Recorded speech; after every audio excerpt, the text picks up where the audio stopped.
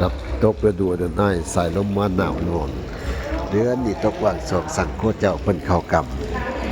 ต้องมาพากันค่ำทำบุญตักบาตรปาริวะสงฆ์อยู่สู่ขั้นศาสนา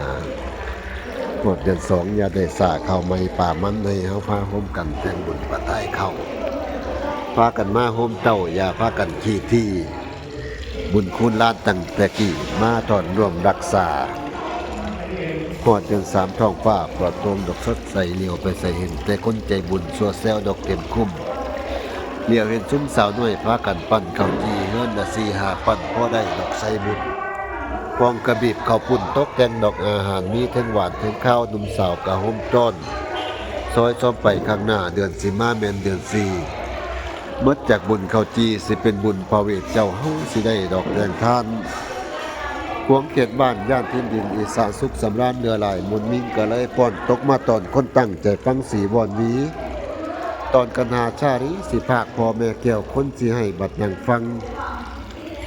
มีเพียงปีละครั้งให้มาซอยกันสานจัดเป็นงานประเพณีให้หมู่รุ่นหลังผู้